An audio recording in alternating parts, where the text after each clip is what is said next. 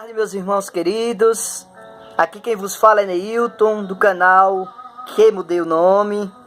Uma amiga evangélica fez um pedido e eu achei coerente. Como eu trato e nós tratamos de temas relacionados ao amor de Cristo, a gente deveria abraçar todos, não de uma forma apenas voltada para o Espiritismo.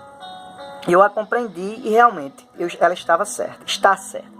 Então aí o nome do grupo foi para Jesus, o Consolador, e a gente transformou ele, mas ele é em temas voltados também muito mais para o Espiritismo, que é a minha vertente maior, mas não nos obriga a não falar das outras religiões e de todos os credos. Então sejam convidados, sejam bem-vindos nessa tarde maravilhosa. Bem, hoje o tema ele é um tema paradoxal. Alguns o odeiam, outros o amam, outros gostam, outros não, que é falar sobre a morte.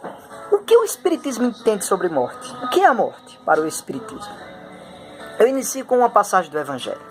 Cristo estava em suas caminhadas e as Marias, as irmãs de Lázaro, chegam e anunciam que ele tinha morrido.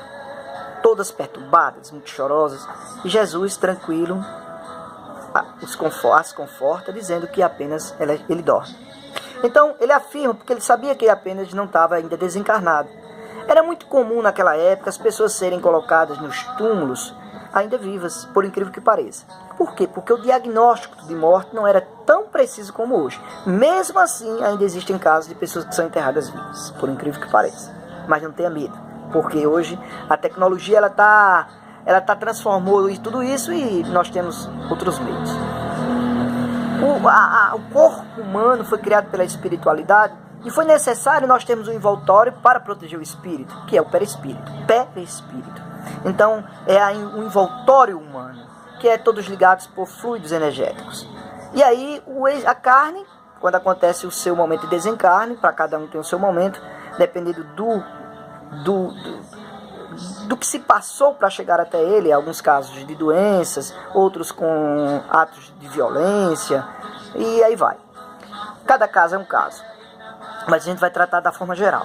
Então, quando o indivíduo perde a vitalidade, que o espírito, algumas pessoas entendem como sai do corpo, ele se desliga do corpo, ele é desligado, ele é desconectado com fios magnéticos que o prendia ao perispírito, ao corpo. Daí, geralmente, a espiritualidade nos mostra que somos recebidos pelos nossos parentes mais queridos. Aí também tem uma questão. Existem espíritos ruins que estão na maldade ainda, enxergando o mal, também são recebidos pelos seus comparsas. Então é tudo relativo. Perder a vitalidade, você volta àquilo que é seu de origem, volta à erraticidade. Então a alma, enquanto está no corpo, se transforma em espírito. E aí você vai vivenciar aquilo que você plantou. Se você plantou o bem, o amor, a tranquilidade, a compreensão, receberá do mesmo jeito. Então, você pode também questionar, é olho por olho, dente por dente? Mais ou menos é por aí.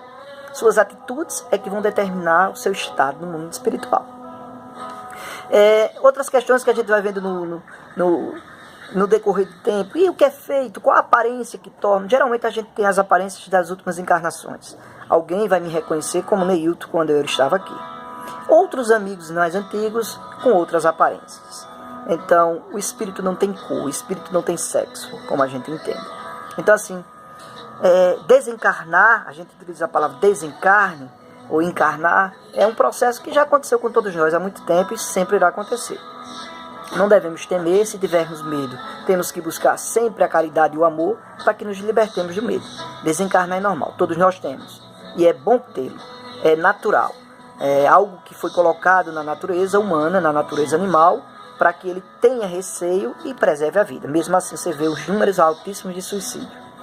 Então, meu irmão, o que eu digo é que nós temos que nos espelhar pelo Cristo e sabermos que vamos ser ressuscitados da carne, do humano, e vamos para um estágio espiritual. Então, os espíritos iluminados, através dos médiuns, trazem essas mensagens. É aí onde o espiritismo se baseia, é onde o espiritismo traz as suas vertentes. Também no Evangelho, ele é recheado de exemplos de Elias, dos discípulos e dos sonhos, entre outros. Então, o Espiritismo não tem a necessidade de provar algo, porque ela já é a prova em si própria. Então, nós espíritas não estamos para convencer as pessoas apenas, para trazer novos fiéis, e sim aqueles que têm o pensamento de pesquisar. Eu sou um pesquisador, eu tenho interesse, sempre tive. Eu nunca acreditei, não vou acreditar, que um pai de amor e bondade deixe a gente se destruir, que a gente desapareça, ou que a gente vai viver todos no mesmo lugar apenas para adorar.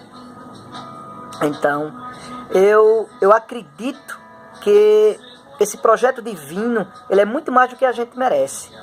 A gente vive, a gente não desencarna, a gente não morre, a gente desencarna.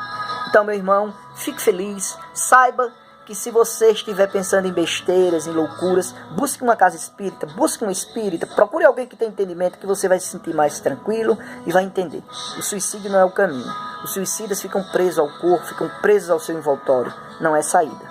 Então, vamos viver. Cristo é muito mais do que a morte. Um abraço em todos, meus irmãos.